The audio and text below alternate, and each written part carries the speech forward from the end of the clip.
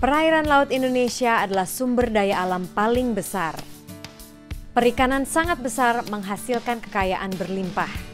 Keuntungan bagi perusahaan perikanan, pemasukan pajak bagi pemerintah, dan sumber penghasilan bagi masyarakat pesisir.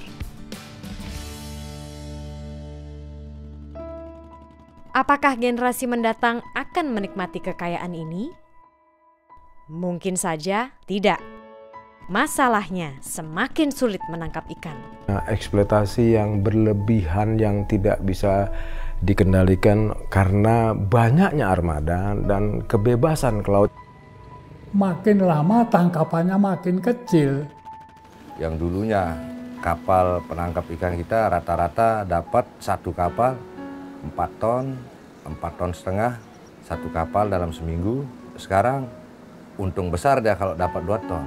Sepertinya berjudi ya, jadi nelayan pergi ke laut membuang biaya tanpa ada kepastian hasil. 3 tahun terakhir ini sudah mulai agak penangkapan udah agak jauh ya. Nelayan itu semakin jauh maka dia semakin mahal biayanya. Mengapa semua ini terjadi? Pengendaliannya yang kurang kuat. Kenapa jumlah kapal lebih banyak daripada sumber daya yang ada? Kenapa terjadi overexploitation? Tidak hanya lebih sulit menangkap ikan, tetapi juga semakin sulit menjual ikan dari perikanan yang tidak dikelola secara berkelanjutan. Kayak saat-saat ini ekspor ke Amerika susah, ekspor ke Eropa susah. A lot of retailers right now will only buy MSC fish.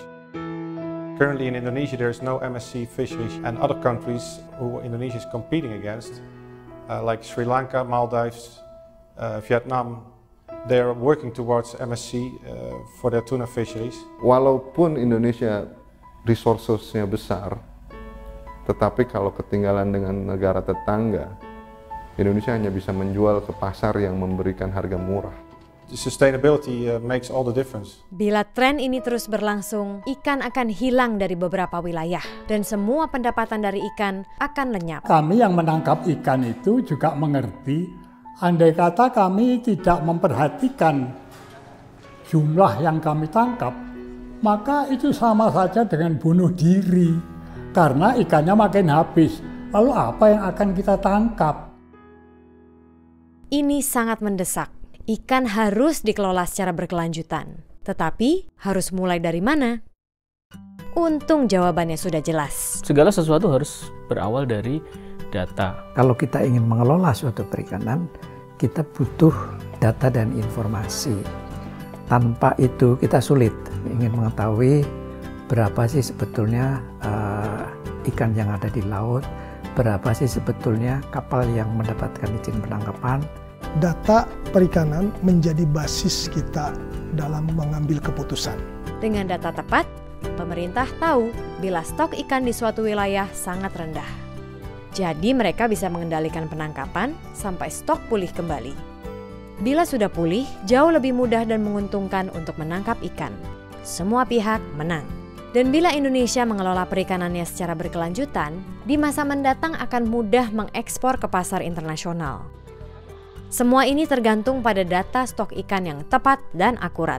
Tetapi saat ini, pemerintah tidak mempunyai data yang dibutuhkan. Jumlah kapal penelitian sangat terbatas.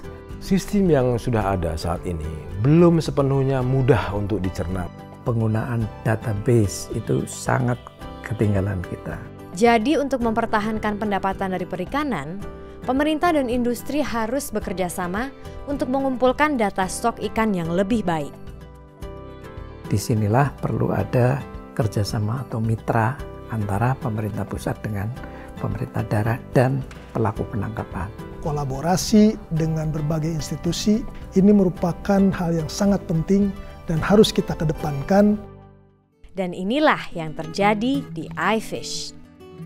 Dengan iFish, industri perikanan mengumpulkan data yang pemerintah butuhkan untuk mengelola perikanan secara berkelanjutan. Tujuan iFish adalah menjamin stok ikan sehat di laut setiap saat. Jadi komunitas nelayan, industri perikanan, dan pemerintah dapat terus mendapatkan keuntungan dari kekayaan perikanan Indonesia. Tidak hanya untuk hari ini, tetapi selamanya. Kita tidak bisa memulai pengelolaan perikanan tanpa kita mengetahui berapa besar stok ikan di laut. Pengumpulan data tentu merupakan kewajiban semua institusi, pemerintah dan juga tentunya partner. Ini demi kebaikan bangsa Indonesia. Bagaimana mengolah perikanan kita agar tetap bisa berkelanjutan dan lestari sehingga bukan hanya dinikmati oleh generasi sekarang saja tetapi juga generasi yang akan datang.